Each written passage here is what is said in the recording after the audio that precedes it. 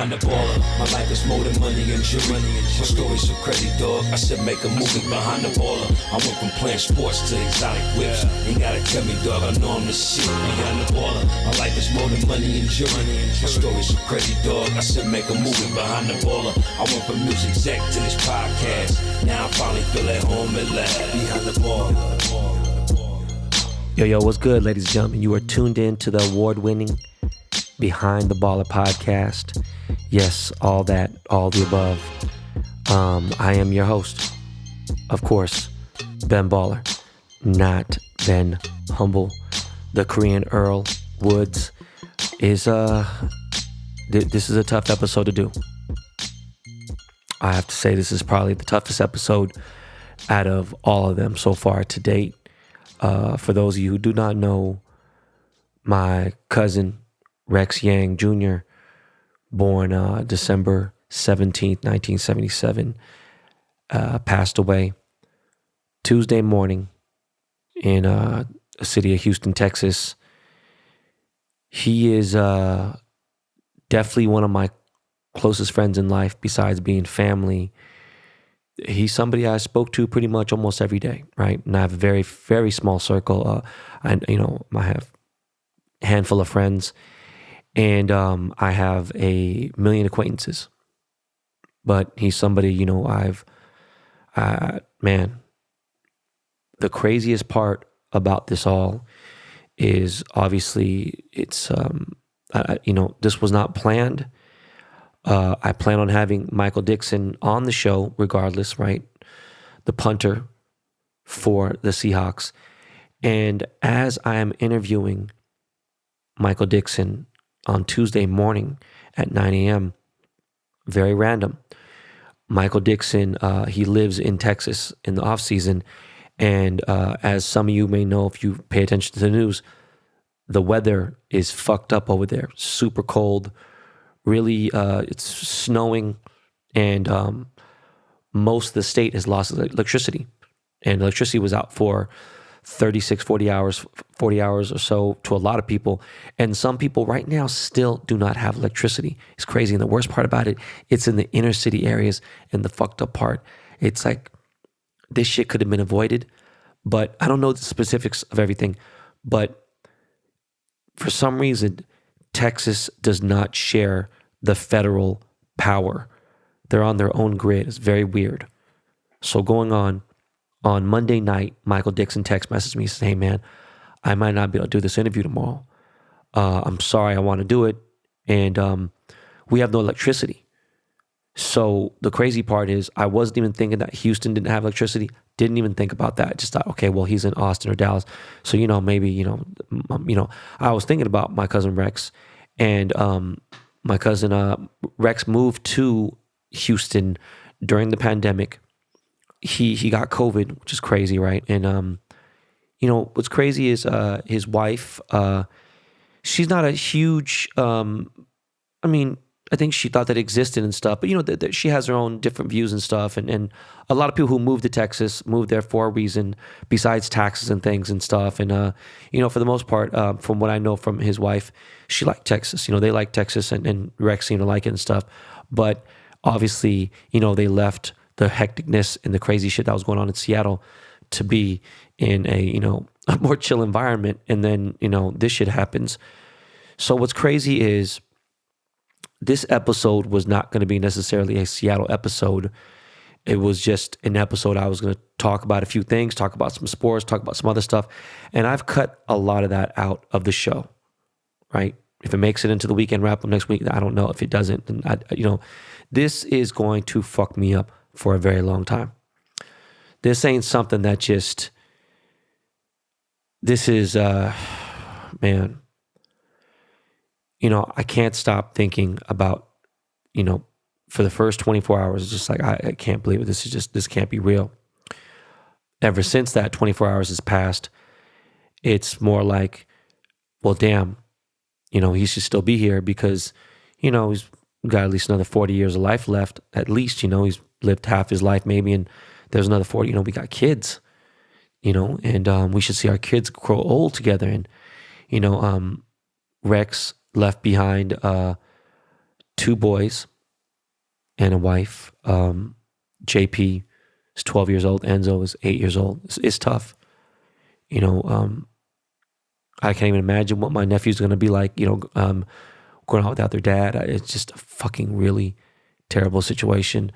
But going on, I interview Michael Dickson, and the interview goes, you'll see when you listen to it a little bit, it extended a little bit. And as I get off, I see missed calls because I have my phone on Do Not Disturb. We do the interview via phone and stuff, and saw some missed calls. I didn't, you know, obviously they went to voicemail, and I saw some text messages. And there was a lot of text messages, and one was from his best friend, Byung, and it said, "Hey Hyung." Hyung means big brother in Korean, right? It says, "Hey Hyung, Rex died this morning." And as I'm saying this through the microphone right now, I got goosebumps in my toes, my legs, my thighs. I have chicken skin all over my body right now. It's fucking just, I froze. I was uploading the Michael Dickson interview, stopped uploading it, called Byung immediately. This is pretty, you know, he's a man's man. Byung is a solid dude, dad. Known him for almost 10 years. Maybe longer than that. I'm sorry. And then he's not a pussy. Definitely a tough guy. To hear him in tears, it fucked me up. And I think I told you guys before, from, you know, my boy Bam passing away from Cocky Riders, I have a weird thing, you know, not many things shock me and not many things make me sad, except me and my kids and stuff, right? And it hit me so fucking hard. I don't think I said anything for like a good 30 seconds, and there was really no talking. And so I said, "Hey man, I'm going to call you back," you know? So I call Rex's wife and I get the whole story. And crazy part about the whole situation is they didn't have electricity, and I didn't know. And the house is fucking freezing, and there's snow, and there's all this crazy shit, and there's just, you know, the police and a bunch of people there. It's just a whole fucking nightmare going on there. And, you know, there's frozen trucks storing bodies in there. It's just like, yo, man, like, and there's already, obviously, if you forget there's COVID, there's still a pandemic going on, whether you guys, you know, want to believe it or not. And so I'm like, all right, well, where's Rex? And you know, for hours upon hours, you know, he's just sitting in the house still. And I hope he didn't die with any pain. It seemed like he died in his sleep. It's just a really unfortunate situation. And now that I can kind of talk about it, I've just been really weird. I've just been really, really, really just in not in a bad mood, just in a very, just, you know, life is so fucking precious and so just, man, it's so short. You know, me and my cousin, man, is crazy. You know, in 2010, we started friendlyearth.org with 2 other guys, Brian and Jake. And, you know, the offices, we finally got the offices for Starbucks. Anytime Rex has put his mind to anything, he has done well. He's one of the very other few hustlers that didn't come from any real money. He was very successful at what he did, and he was a hustler, and he's a very likable guy. He's very outgoing. He's just a, man, I can't explain how charming this dude was, you know, just fucking crazy, you know. And I remember he hit me up, he was like, "Oh, but we got new offices, bro. You got to come up here, you know."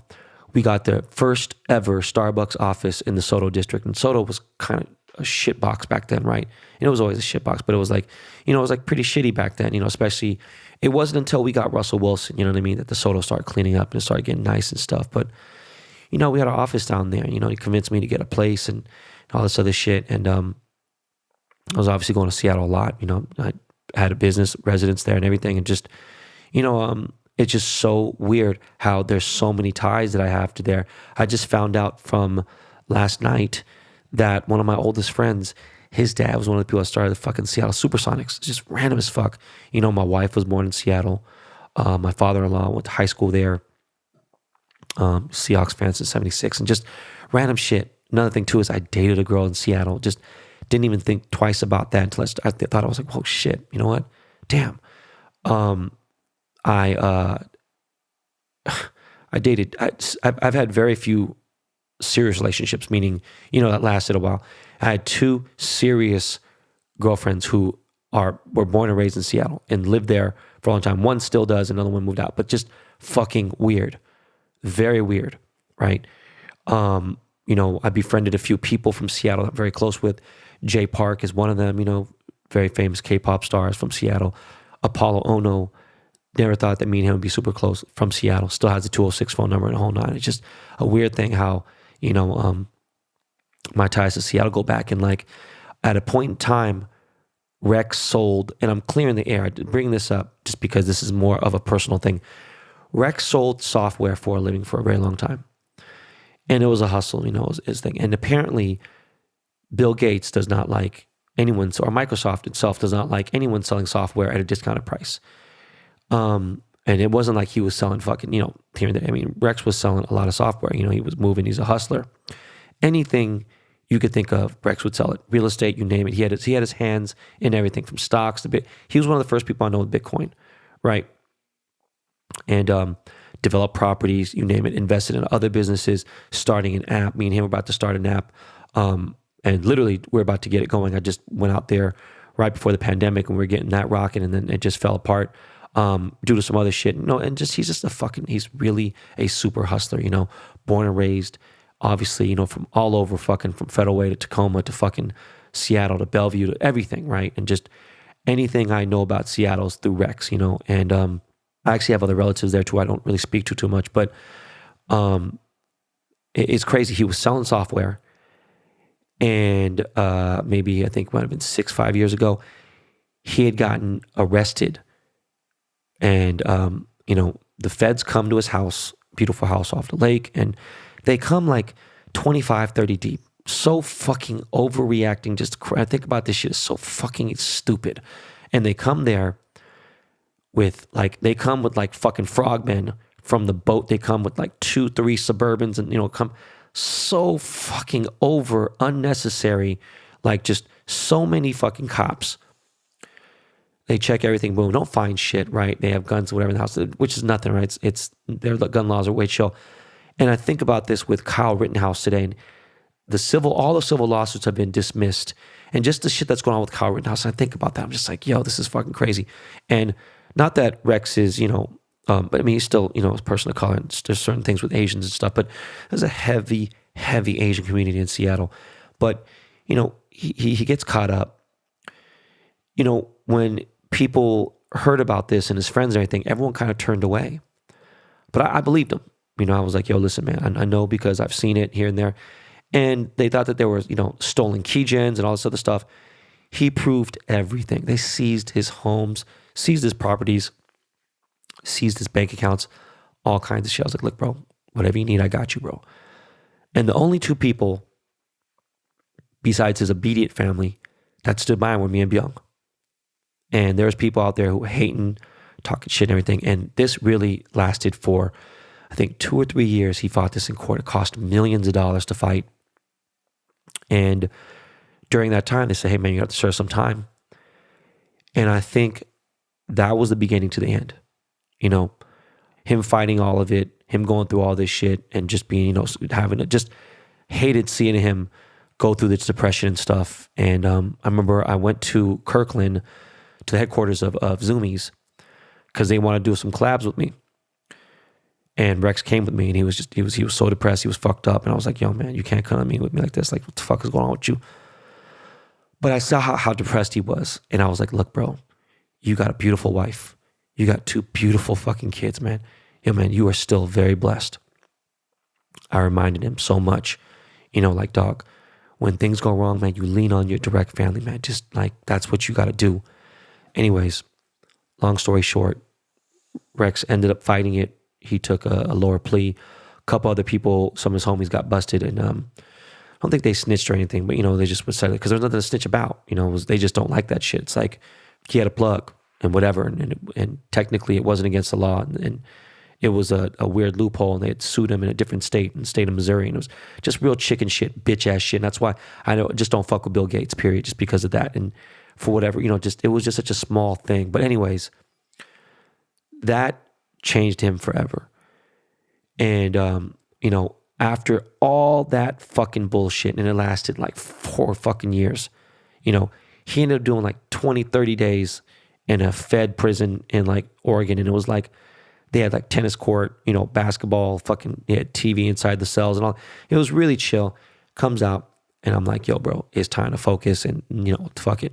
And he did. He was a workaholic. He just said, fuck this. He was like, fuck, I just want to make money. And he just turned into a madman and got back on his hustle. And I was really hyped for him. The government ended up giving back like 80% of his money. And he was just like, fuck it, I'm going to get into it, whatever. And,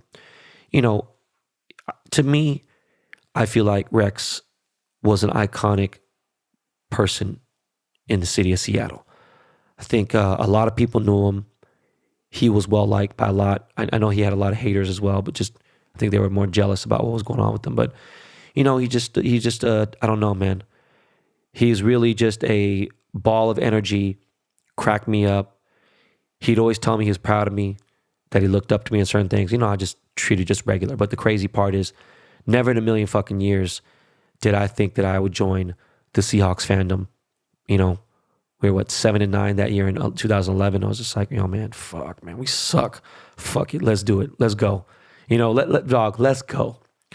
And Russ came in, shit changed. Obviously, won the chip pretty quick. And I just have so many memories. I've spent 100 days in Seattle at least. I just miss him so much that I just don't even know what to say. I don't know how to act. It's very strange. We have our Seahawks tickets together, and that's another thing that's just so fucking awkward. And going to the games will be so different. It's just very, very, very, it hasn't happened yet, but I just don't know, So for those of you who don't know, I'm sure from, I've been very vocal about COVID and what's been going on with coronavirus. I haven't flown in almost exactly a year, right? In about a week and a half, it'll be exactly a year that I have not flown on a flight anywhere, right? And to the year prior to the pandemic, I have been on 120 plus flights. So I fly like a motherfucker. So there's no exception.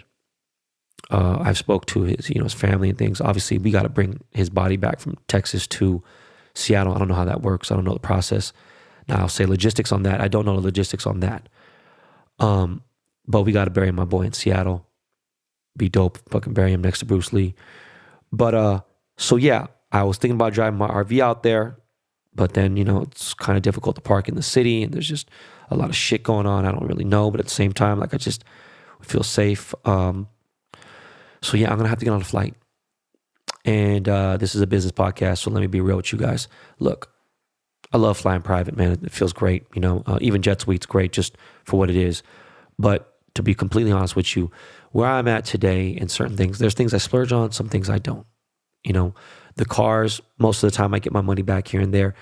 When it comes to flights, especially international, it's a complete waste. Unless you're on Air Drake, you're just not going to be the same. You're not going to get the same experience. You fly first with Singapore Air, Emirates, or fucking, even United first is really nice. But just, you fly that internationally, it's just totally different. And then, even if it's 10 grand, 20 grand, think about it, flying to Asia, easily $500,000, $600,000 round trip. And that's not even on a crazy plane. And it's just, fuck that, Most of my private flights, consist of me going to the Bay Area, Vegas, maybe Cabo, things like that.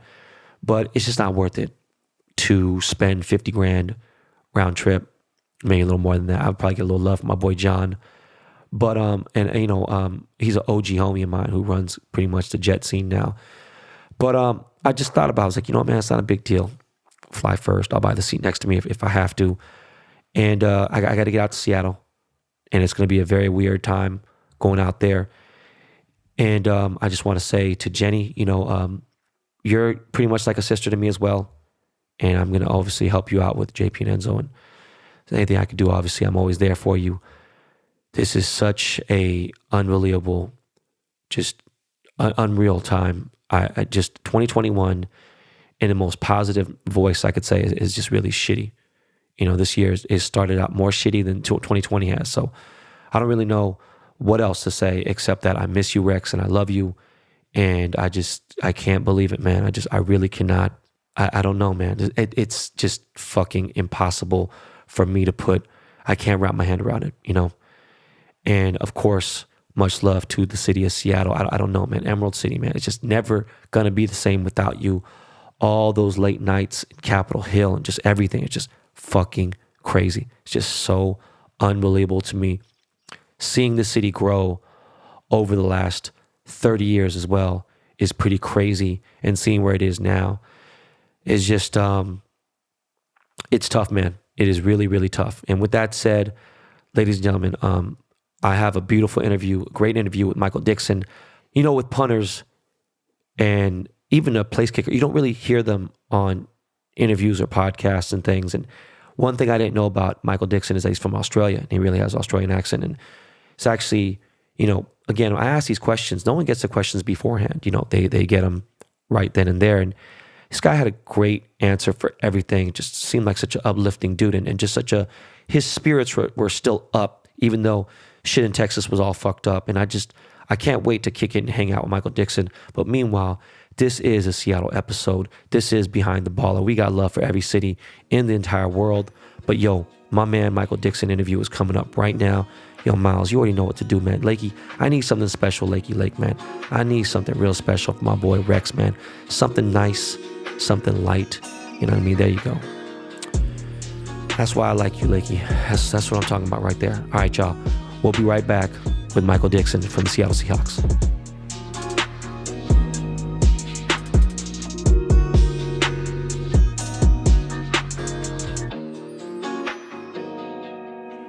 Yo, what up, y'all? You already know what it is. You are listening to Behind the Baller podcast, and we have another 12 on the show today. We got Michael Dickson, NFL Pro Bowl punter from my beloved Seattle Seahawks. Mikey, what's good, bro? What's going on?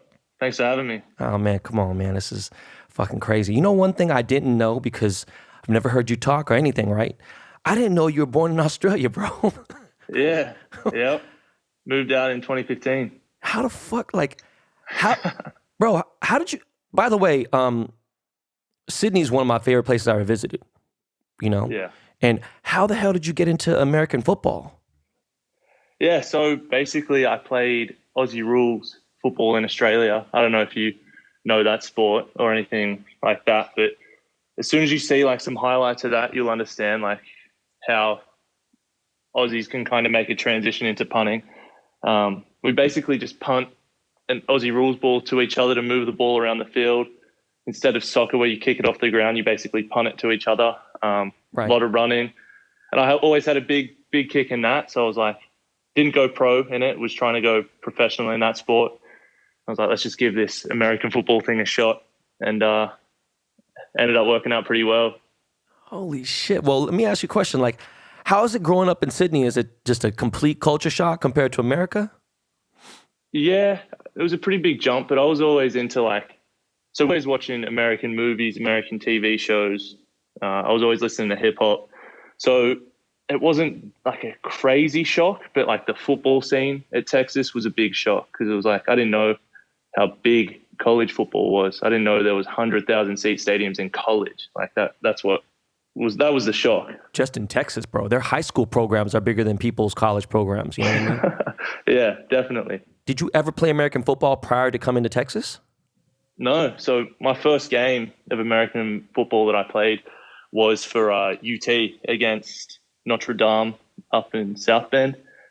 And we got killed. I punted like 10 times, like my first half of the game. I was shanking it everywhere. They came to me and said, hey, we got the backup punter. He's going to go in. I was like, no, I'm blowing it. My parents flew out, everything. They made the journey across. And I was just like, no way. But then at halftime, Coach Strong came up to me and said, you know what, like, you got it. You're going back out. And then that just like lifted my confidence. I felt like I escaped death almost in a way, and then just killed it after that, like for the half of that game. And then the rest of the season was up and down. But yeah, I was close to having my spirits broken game one. Well, how did you end up at University of Texas? Did you get recruited, or how did that work?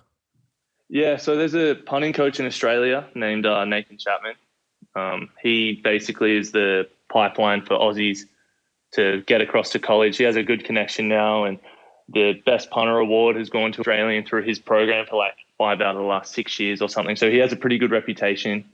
So it's just his word and YouTube videos of me kicking a ball at a park, and they trusted him. And yeah, it's crazy. It's crazy how he kind of built that relationship, and they trust him. And damn. Worked out well, yeah. Did you get to play with Quandre Diggs at Texas? No. He was he left the year before I got there. Oh, okay. But I heard about him as soon as I got on the team. He was like the leader, and people were like, man, we need another person like Quandre to step up and be the leader of the team. And then he would always come back and say, what's up? Like I knew him through college, but yeah, so I was pumped when the Seahawks said we were going to get him in a trade. Yeah, no, for sure, bro. And on top of that, man, like he's one of the rare ones where, look, man, I was pretty much the smallest guy on my college football team, and I'm 6 feet tall, I was about 180, 85, and fucking Quandre's 5'9", 5'10", 5'8", maybe. I don't know. Sure. Yeah, that's crazy, for him to. That's you have to be 10 times better. Yeah. So what was college life like as a punter? Like playing in the college team and everything. Like, were people cooler? Yeah, it was cool.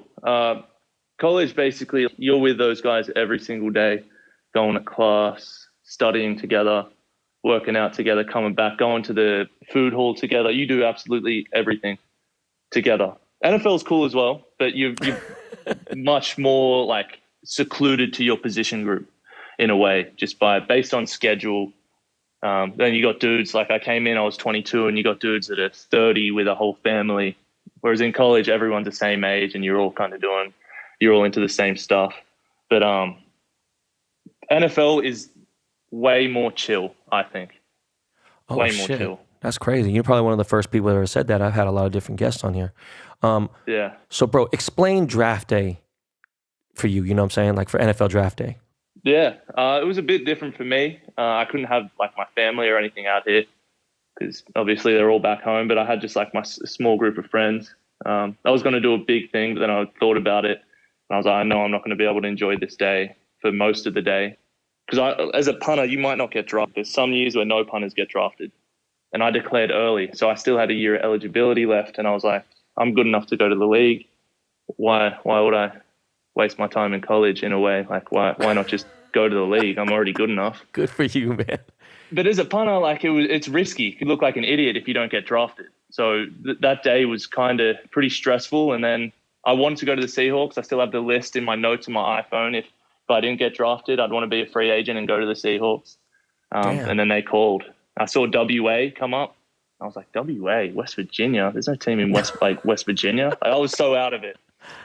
Right. So, yeah, but then Pete picked up and, yeah. So, hold on. The combines, right? Is it the same for special teams guys, like kickers and punters? Is it the same or is it different? It's the same. We do our workouts. We just punt. We could do the 40 and all that other stuff, but I was like, I'm not going to do that and risk an injury for an ego thing. So, yeah, I didn't do any of that. You didn't run a 40. You don't know do you know what your 40 speed is or your best? No, I've never been timed. I don't know. It'd be decent for a punter. I'm not like the fastest punter, but I feel like I'm in the more athletic category of punters. Did you at least try repping 225, the pounds, the two plates? So I was going to do that. So in college, my first time, we used to do it with the team. I hit like 20, 21, Holy 19. So I was like, I could do it. And I was like, I should do it just to like, for fun. I talked to my strength coach here. He was like, what are you going to get out of it? Like teams don't care. He's like, it's just an ego thing. And you're doing an ego thing for risking like tearing a pec or something. I was like, yeah, that's true. Fuck that. You should have did it, bro. 1920, bro. That's you probably might be sick. You might have been the strongest punter in the NFL right now. Yeah, maybe. Oh, I think there was a dude last year that got like 25 or something. I think he went back to college. Bro, 25 times? Let me tell you something.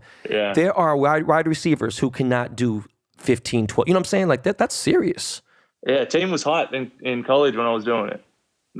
So I knew it was pretty good. I love Tyler. I love him. But there's no way he can lift that bitch up 19 times. There's no motherfucking way. Like that's... No. Holy shit. So you had the Seahawks as your choice. I mean, so what did it feel like being drafted in the 5th round? I didn't know until you told me that some years punters don't get drafted. I didn't know that. Yeah. It was cool. So there was a lot of mock drafts coming out. Some were saying second round. I was like, all right, that's not going to happen. So then some were saying third, fourth, fifth. Some were saying seventh. I wasn't on some.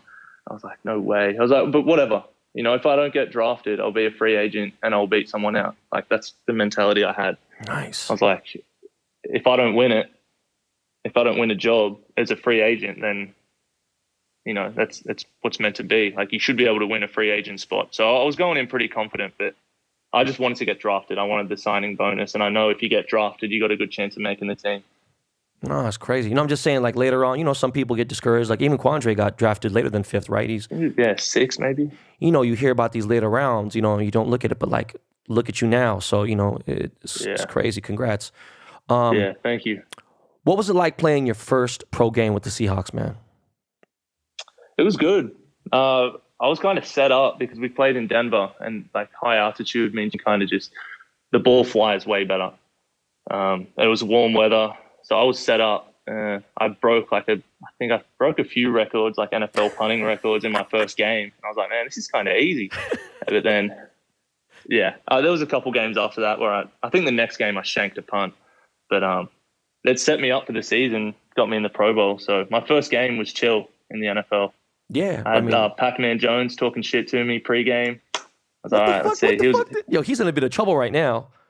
Yeah, is he? I haven't seen. Oh, so yeah, he knocked some dude out unconscious 2 days ago at some club or some shit. Pac-Man's always getting in fucking trouble. You know what I mean? Like, I was like, God damn. But what'd he say to you?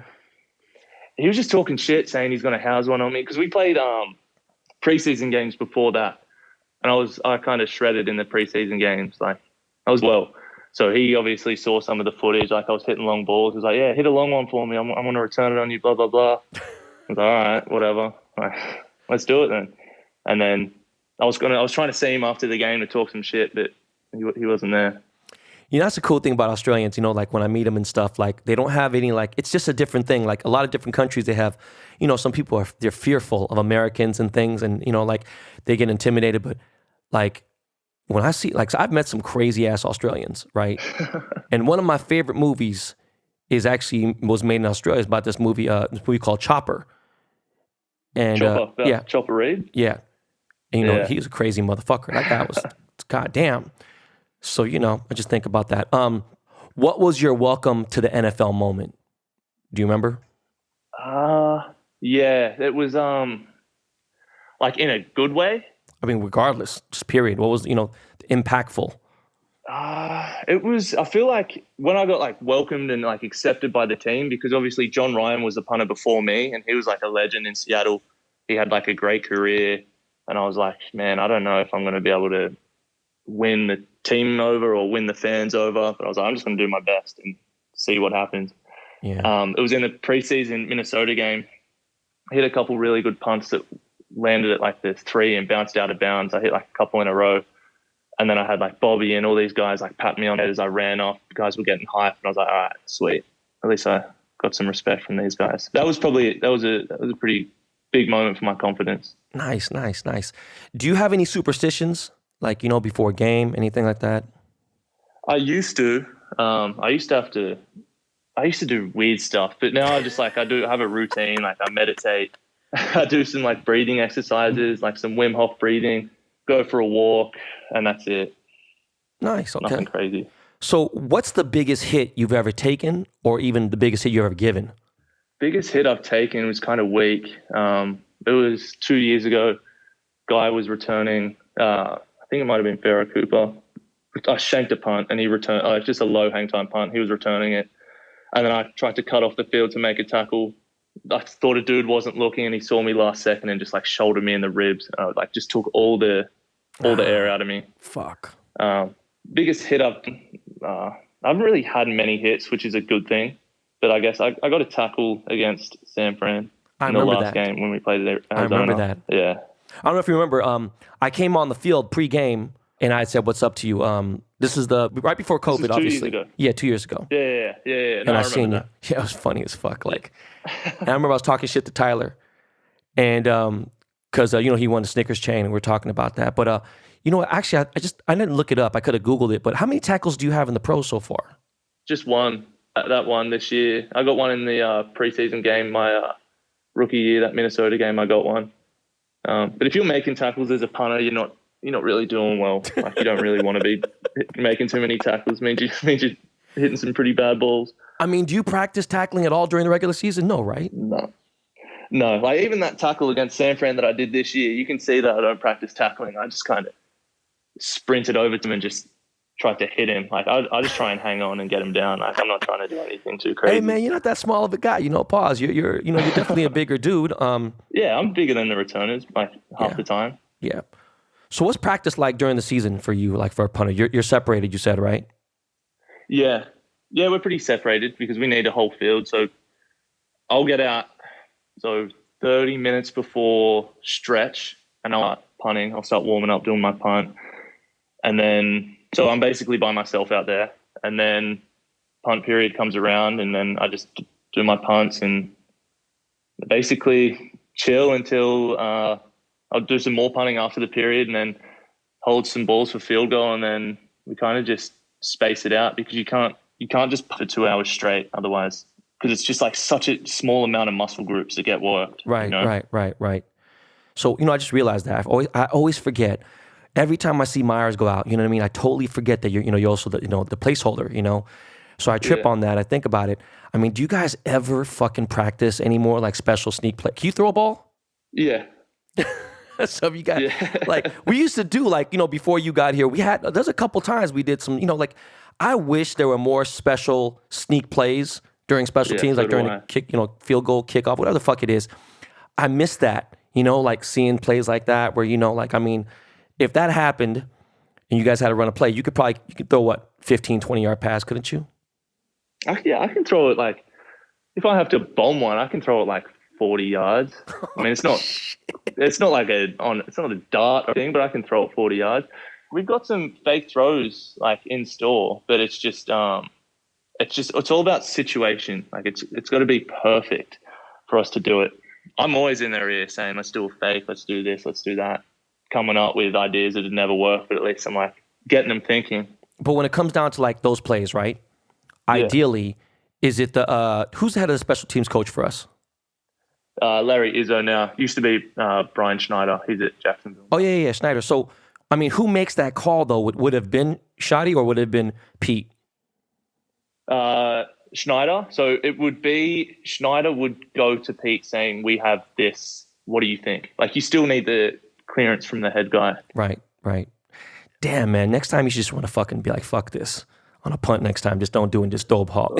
Just throw it. Well, Pete's always telling me run it. He's like, if you see something, run it. I'm like, I catch it for a second, and I basically kick it in a second. Yeah. I'm like, I can't. If you want me to run it, we need to set something up for me to run it. I can't just. Right. No, you need a split second, right? Like, I mean, actually, you know what? I didn't think about that. Has there ever been a time where you kind of caught it late and be like, fuck, I can't kick this, and you had to run it?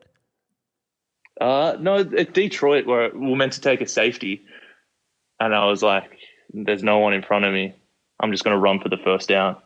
And I ran in and got it. Oh, nice. Look at that. Yeah. See?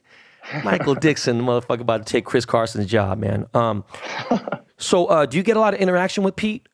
Yeah, I mean, more so than a normal head coach, I'd assume. He's always bouncing around at practice, coming up. He tries to talk to pretty much everyone. He's pretty in touch with everyone. Oh, that's nice, man. You know what I'm saying? I mean, he's loved in Seattle, bro, regardless. Even when we lose, he's a loved guy. And, had a lot of guys, friends of mine, especially Reggie Bush. He played under Pete, at USC. So, it's like, Pete was in LA for a long time. So it's just something I always want. I never got to meet him. I've never got to, and to tell you the truth, I really don't want to, man. I don't want to, in a way, it's kind of nice having a separation. I mean, I've become friends with a lot of the players, and some people get traded and it kind of sucks. And it jades me being a fan for the Seahawks, Sam. So I'm kind of I don't want to just even in the last, couple recent years, like Quentin Jefferson or like DJ Warrior, I get sad, I'm like, damn, these guys are gone.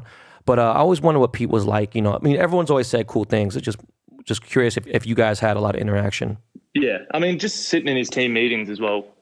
You if you separate yourself from the team and you see what he's doing, it's really cool. Like, he's in touch with, he talks to people, he takes advice from Mike Gervais, who's like a sports psychologist, and you see him doing absolutely everything to try and build juice on the team. It's just a real positive environment. Like I trust him with like a lot of shit, so he's good.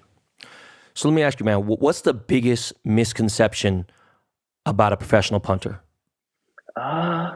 Misconception. I don't even know. Like that we don't do much. That we just kind of chill half the time. Like that we're. But it's like somewhat accurate. But it's just such a mental game. It's like, especially when you get sometimes 3 plays a game, and if you mess one of them up, that's 33% of your plays were trash. Right. But you need to just like put it behind you. It's way more of a mental game than you would think. It's not just trying to kick it as hard as you can, because if one little thing's off, it's off.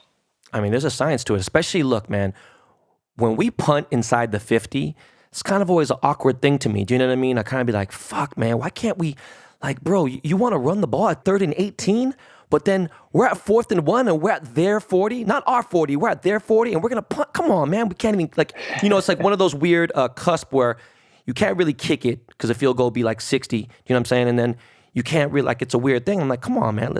So I always get nervous when it's like a shorter punt. Because, like, what are you doing? You're putting into the fucking end zone, or what are you going to do? I guess you have to practice how to punt it high and, like, short. Yeah, you just got to, I tried to ignore the game half the time. Because, like, if I get wrapped up in it, like, what are we doing here? Like, which I sometimes really? do. Like, I try and ignore it. Like, yeah.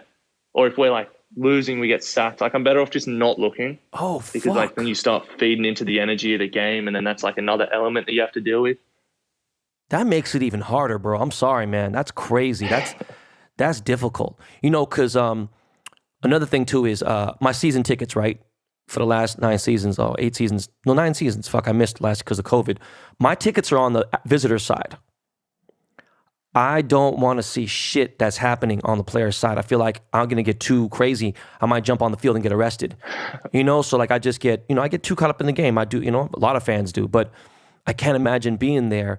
And that's a crazy thing to know that, it's better for you not to.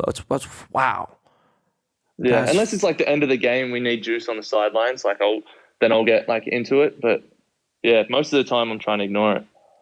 I mean, no offense, Mike. Like, I fuck with you, ever since last season, especially, or, the 2 seasons ago, whatever. But I don't really want to see you on the field, if that makes any sense to you. I agree. So look, man, this past season is fucking weird. No fans, strange. But, you did really well. If you saw all the Seahawks fan pages, at least, the top 4 or 5 pages on Twitter and on Instagram, they gave you an average grade of A-. That's excellent. Yeah. So with that grade, and I know you're a nice guy, bro, and I want you to just be real. Like, do you feel like you got snubbed this year for the Pro Bowl, man? It's a weird system in how they do it. The dude that got it is legit. Like, he had great stats. He killed it. Fuck that guy, man. No, I'm joking. But yeah, no, obviously, like, if you're a competitor and you think your numbers are like comparable, or you're obviously going to have bias and say your numbers are better, then yeah, you're going to feel snubbed. But also, I'm like, it is what it is. Like, so who was it? It's not my last year. Like, who was it? Dude from Detroit. Oh man, come on, man. Jack Fox. Just the fact that, like, look at the season we had and the up and down, the 6 games and going to shit and going to whatever, and then think of their season. Like, come on, man. I'm just saying, like, for what it meant, you were more important to us than they. Just, that's weird, man. Punting in our stadium is not fun either. It's hard to read the wind. Fucking rain all the time. Different directions, raining all the time. Like, if I could get to, like, if we had a dome at our stadium, I'd be come on, man. Chilling. Jesus Christ, Of course. I mean, that's part of our advantage. I mean, not for the punter, but as far as us, I mean, we have to play in the fucking, in the rain. That's one thing I've always hated about it. My cousins live in Seattle all their lives, and my wife was born there. My father-in-law is one of the main reasons why I became a fan, because I joined on the team in 11, right, and joined, in the fandom as a 12, and I've been diehard since. In fact, it's weird because it's taken over my life more than even the Lakers, and the Lakers have been a big part of my life. And like, I owned a business in Seattle since 2010, and just every time I go there, I'm like, bro, do you realize I had an apartment here, or I have a condo in Seattle? I've been here hundreds of times, and never fucking once have I seen a sunny day. Not once, at least one time. You know, can I see an 80-degree sunny day? You know, that'd be great. And you just don't. You just kind of like, all right. But you know, the game days, I don't give a fuck if it's, you know, there's been a couple games where it snows, you know, lightly and stuff, and it's just, you know, it is what it is. Yeah, I don't know if that's true though, because like, doesn't it just depend on your play style? Like if you have a team that plays in a dome every week, but they just run the ball, they have the best running offense and they have the best, you know, running defense or whatever. And then they come and it's raining and your say offense is like a throwing offense, they're going to have the advantage because of the conditions. That's what I think. Kind of. For us, look, it's different. Like, right, like, look, there's days where we have beautiful days. Even this season, I remember one of the early games, I don't know if it was against the Rams or if it was, I forgot who it was. We had a home game during COVID, whatever, and it was a beautiful day. Like a beautiful day, sunny, it was rare, and it was, you know, but I'm talking about, for the most part, someone from, let's say, the Rams, or let's say the Dolphins. When the Rams and the Dolphins have to play in Green Bay in January, bro, it's forget about it. I don't care if you're running or whatever. That's a tough place to play.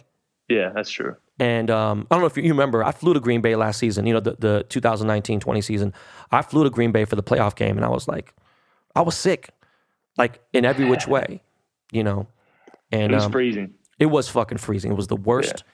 I know I asked you what your NFL moment was, but that's kind of like, you know, that was your beginning moment. What has been your favorite memory so far as a pro player? As a pro player, probably just getting in the Pro Bowl so far. I mean, we won a couple playoff games, but like they haven't been. Well, I've won one playoff game against Philly last year. I mean, that was a good feeling, but something that has stuck with me since, it was probably like Pro Bowl and All Pro my rookie year.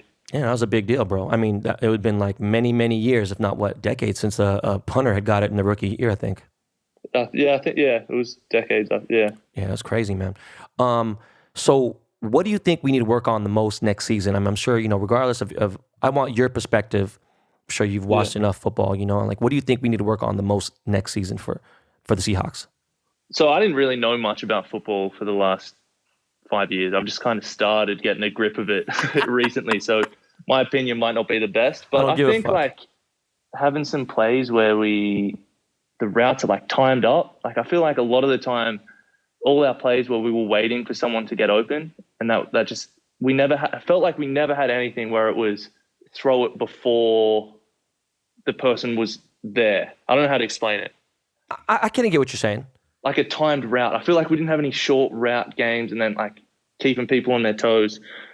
That's what it felt like to me. But obviously, you know what's funny you say that, right? And I know this is not necessarily what you're saying completely, but there are a lot of times where Hollister would get a 7-yard play, or even, you know, Disley might get a couple and some here and there.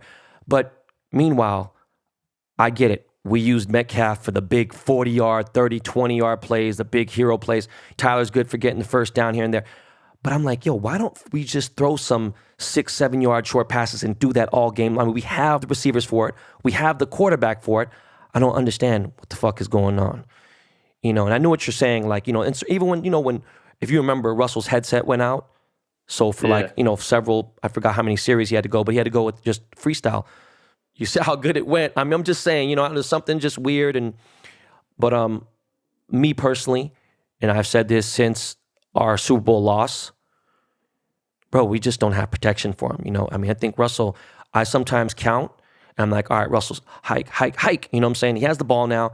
He legitimately has 2.5 seconds to do what he has to do if he's going to throw. After that, he loves to hold the ball, you know, for like, you know, 4 or 5 seconds. We don't have that Tampa Bay offensive line. We don't have the Kansas City Chiefs O-line, you know, so it's sucks, man. So hopefully we get him what he wants. And I got to ask this, man, you know, just on your personal opinion. I don't want to get you in trouble. This is, you know, just want you to be truthful. I mean, do you think there's even a chance that Russell would leave Seattle? I don't think there is. I mean, just by the way that I see how they interact as a team, just from what I see, I couldn't see it happening. I feel like they're going to work something out. Well, like, what are you going to do? Let him go and try and find someone that's half as good as him to be your quarterback? Like, you keep someone like him in the building. You listen to him and you keep him. Yeah. I've asked a few players, and they've all said the same thing. there's always these, I hate the fucking rumors, you know, like, oh, he's going to go to the Raiders and blah, blah. And at the end of the day, let's just say, God forbid he left.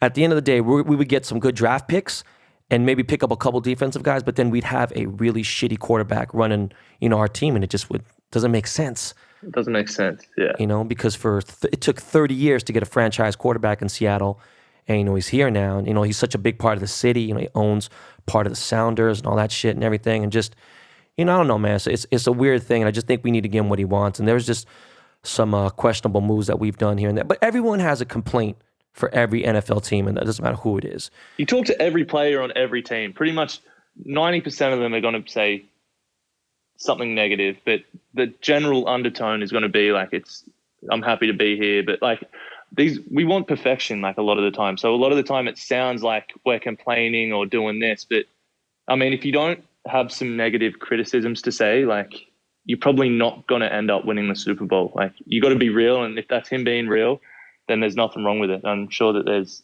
90% of the other players in the league would say something similar. I'll be honest with you, man. Every game, I'm ready to have a heart attack, especially in the fourth quarter. You know, I'm like, what the fuck?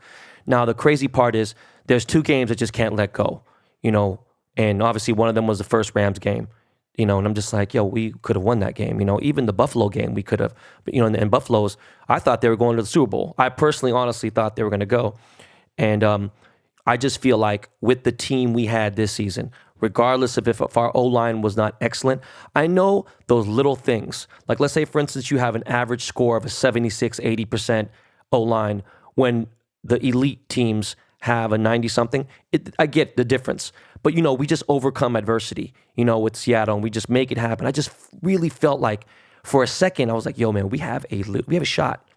You know, I'm not being delusional here. I really think that we have a chance to get there. And, you know, it's kind of a heartbreak, and it is what it is. And I think, you know, next season is really, I mean, it was like, oh, next season, we'll get them next season. I don't want to say that shit too many more times, you know, you know, 2 more years, it'll be 10 years since we won the Super Bowl. So it's just something I thought about. And you know, hopefully we do get this O-line for him. And I'm glad that he was vocal about it, because Russell's really not ever said anything. You know, he's always so positive. And not that was negative. It was just, you know, you just got to say something, man. You know, the fucking captain of the team. Yeah.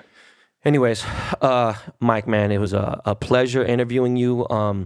I've really, really, for actually all season long, I was like, damn, man, I got to get a different opinion from a different type player. From, you know, when I had DJ, when I had, you know, Warrior on here, you know, there's some things I learned about, you know, defensive linemen and things like that. And then, you know, having I think an offensive lineman be probably interesting too, because it's a different perspective. They don't get the spotlight. And I said, look, Michael Dickson needs to get the platform so we can kind of hear, you know, and then on top of that, Australia, you know, and like, this is all interesting things, you know, and I hope it sheds more light on you is what, you know, what I want this to do.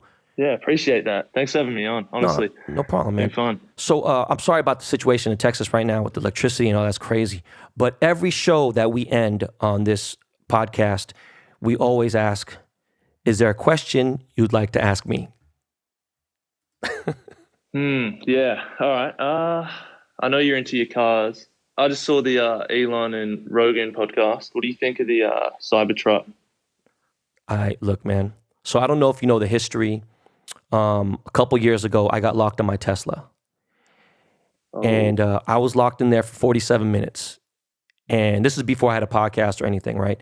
And when I got locked in there, you know, there are 2 things that were going on. 3 things, sorry. 1, it was my wife's birthday. So I missed her party, like for the most part. And I was showing up late. I don't want to, because her and her brother, my brother-in-law is a diehard Seahawks fan since he was born, right? They were going to a Kansas City Chiefs bar. I was like, why the fuck are you guys having a birthday party at a So I didn't want to be there just for the, you know, so it was like a weird thing, you know. And then my wife and my brother-in-law are born a couple days apart. So they always have their birthday party together. So I wanted to show up a little bit late on purpose. And I get in the Tesla and the doors lock and my electricity is fucked up in the car. I can't get out of the car. So not only was I stuck in the car, I put on my Instagram stories in real time, you know, like I was banging the door, hitting the window with my foot. I mean, man, you know, I used to be able to squat many places. I was kicking it. I didn't know that there was an actual special plate in the speaker where you can take it out and there's an emergency button. The only thing is, I have 3 kids, so I have 3 baby seats. You can't really get inside. The area is pretty tight. I was in a Model X. So all this happened. Wasn't thinking too much about it. Now, the third thing that's happening is I'm going to meet Elon Musk 2 weeks away from that day. And I was going to drive the Tesla up there. I was going to, kind of document it. It was a big deal. My one of my best friends is the biggest Elon fan. So I was like, oh, shit, okay, this is cool. Boom. And I was doing it more for him than that. And we were going to gift him a $30,000 ring that I made. I made a Tesla ring, like a really nice Tesla ring, right?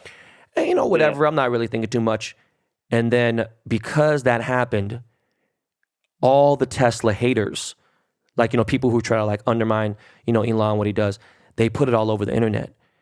And then Elon saw it. And his assistant messaged me, and she kind of had some like not so nice things to say to me. And I don't know, like, look, bro, I may not have $200 billion, but I worked really hard to get where I'm at today, and I'm successful in the general terms.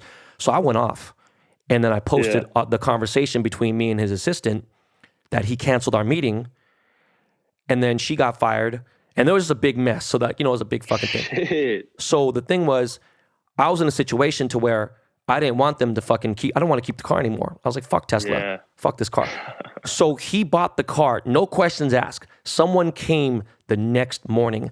Like, I've never seen this shit before. They came to my house, took the car, paid it off, didn't ask for nothing. I signed 3 papers, and that was it. Remember, this is a $160,000 car. They just took it. So with that said, at that point in time, I had already paid for my deposit for the Roadster way before the Cybertruck had even come out. So I'm going to be honest with you. I don't have anything against Elon. I just thought that was a dick move, especially where we could have talked it out and maybe figured things out. But he took a negative thing where, hey, look, how about this, Elon? What if my kids were in the car and my oldest son has really bad respiratory illness? What if we couldn't get, it could have hurt something. It was just something to put some light to it. And if anything, I'm still supportive of what he does and what he's done for the world. So sorry, that's such a long story, but that was the history between me and Elon. But if I can get a Cybertruck, meaning I can get it directly from Tesla, because I feel like my name is on a blackball list, so I love it. Jaden Smith, who's Will Smith's son, he had like been in it and seen it, and I've seen one parked at, the one has been driving around LA a little bit, and one came by my store, my jewelry store, and my employees took pictures and stuff, and it looks sick. And on top of that, the price is amazing. Crazy. So it's $80 grand for the tri-motor one or something? For the best of the best one. Like their best one's 80. So it's like, come on, man. I don't even have a car. It's under one, no, actually my Escalade's 120. But I mean, like most of the car, I know it sounds terrible to say that, especially in the times that we're in, but I mean, most of the cars that I drive are, like a lot more than that. So this is something I really want. And if I can buy one, I want to get one. It looks cool. It's fucking massive. It's bulletproof. Bulletproof. It drives good. I'm all for it. I mean, I know that was your question to me, but now I'm asking. Now I'm curious. What do you drive, Mike? Do you have a car? Yeah, I got a AMG GT 63S. Oh shit! Okay, look at you. Yeah. So did you? I'm sorry. I don't need. Now I'm like completely sparked up a question again. So, do you have a place in Seattle, or you just kind of rent a spot there? No, I'm just renting a spot. I'm looking to buy a condo in Austin before Seattle, probably. Okay. So pretty much Texas is your home for the most part. Yeah. I like coming back to Austin in the off season, and I just know it's getting something now. It's just going to blow up in a couple of years. No, you're familiar there as well. So does your car go with you to Seattle, or do you keep it in Texas? No, it's in Seattle. Oh, nice. Okay. Yeah. Nice, man. Okay. Yeah. Well, shit, Mike, again, I really appreciate you taking the time, man, and I'm really excited. I'm just hearing rumors right now that they're going to let 40% of the fans in, at least. One of the things that sucks is I have charter seats, meaning I'm row D, so I'm like right in the first 4 rows, 40-yard line. My name just got put on the seats this season during the pandemic. So, it used to say Ben Yang, and now it says Ben Baller. It's like, a gold little bar. So, I was like, fuck, I didn't get to see it. So hopefully, I get to use my seats and get to see you out there. We definitely got to connect and stuff. And I don't know, man, have a beer, Capitol Hill or something. Yeah, cool. Let's do it. Yeah, man. So thank you so much again, man. Ladies and gentlemen, that is Michael Dickson of my beloved Seattle Seahawks. Yo, Miles, man, throw on a commercial real quick, bro. We'll be right back.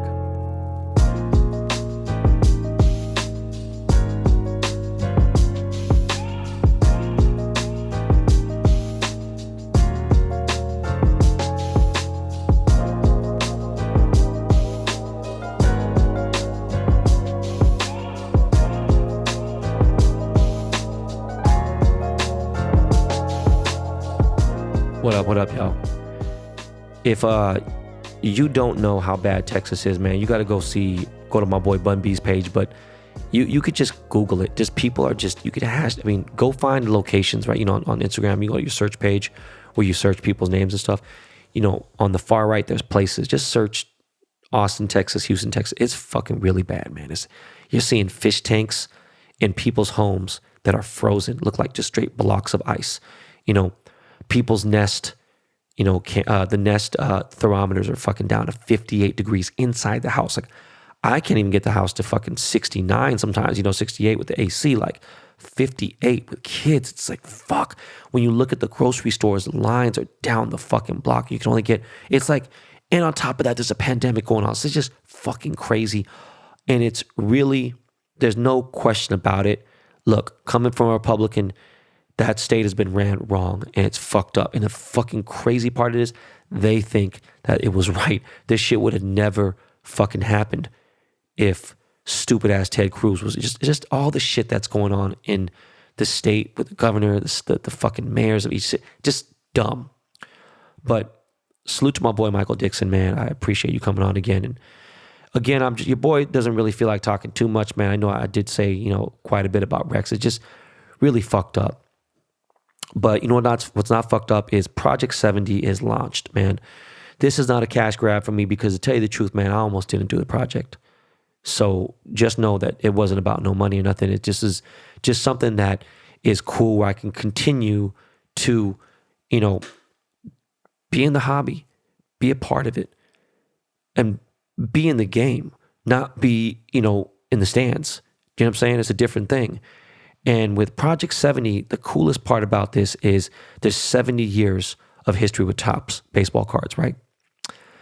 When you choose whoever you want to be as a player from the artists that are in this, you basically, you choose whatever picture you want. You could choose anything. You don't have to choose the rookie year, whatever. And you have 70 years of templates. So a couple things I want to tell you guys. One, my Mookie Betts card is out right now. It is available until tomorrow night, I believe. So 70 hours. So hold on, it's 48. So it's I forgot, but it's available for a little while, a little longer than than the 48. That was Project 2020. And what I'm going to do is everyone who bought one Mookie Betts card, okay, all you have to do is buy one. Everyone who bought one Mookie Betts card, I'm going to enter you into a raffle, okay? If you bought a Mookie Betts card, please send an email to benballardidthecard@gmail.com. Okay? Make sure you send a screenshot. Make sure you send your first and last name. Okay? Make sure you send your first and last name. Hope you guys hear that again. Make sure you send your first and last name in the email with a screenshot with the proof that you bought a Mookie Betts. Okay? I will enter you in a raffle for free. You buy a thing, boom. And what's going to happen is I will get the list together. I will go on my Instagram live and I will announce the winner there. I will use random.org, which people are using. So it's totally random. You can see, spreadsheet, boom. And I will mix it up 10 times, whatever. And the winner will win a nano Jesus piece in your color of choice. You want white gold, you want yellow gold, you want rose gold. I got you. All right. A lot of you guys just bought the cards anyway because you like the cards. They're obviously worth a little bit of money. So go ahead. If you bought a card, send an email to benballardidthecard@gmail.com. I will enter you into a raffle and you have a chance to win a little nano Jesus piece. You know what I'm saying? So now, for those who asked, some of you have, some of you haven't. This is something that I'm doing from the beginning, so I'm more organized with it. I am going to drop 21 autographs for all 20 cards. Okay. There will be 18 blue or silver auto BBDTC autos. All right. Then there will be 3 gold autos, Ben Baller autos. All right. There's not going to be no one-on-one. It's not going to be no every number here and there. It is going to be 21 cards throughout the entire series, and that is it. Now, with that said, I am dropping these cards at a very low price, at an unbelievable price, just because this is something special. I want this to be fun. I want them to, people to rush the site again. I'll be doing some merch for some of these things, and I might even do some meet and greets in the RV. I haven't figured it out yet. We're doing this until the end of the year, so we got a lot of time to think of some cool things. And so that's with the auto part. Now, the next part I want to tell you guys is Rex is obviously someone who meant a lot to me in my life, and he was in the hobby, was in it before. He was in it steadily, collected sports memorabilia, all that stuff and everything. He was actually my plug for Mill Creek Sports and everything. And so, we only have up to card 3, and now I push card 3 to card 4.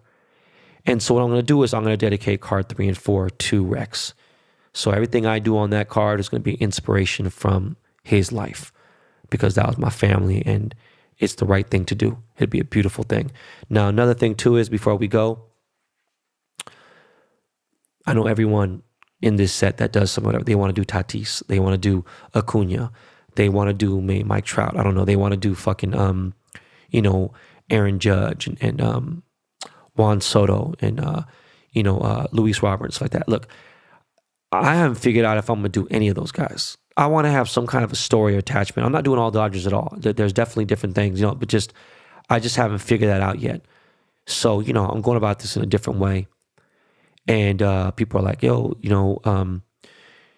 if you didn't realize, my style is really no style. It's different when it came to the cards. There's not every card had diamonds on them and everything. So it's just, doing things a little different.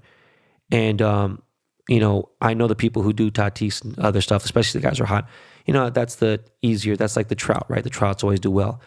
It's when, but everyone has their own choice. They could pick anything. So everyone could pick, 10 blazing hot players. And it's, in a way, I almost feel like it's a cash grab at that point. And again, I'm not knocking anybody for doing that.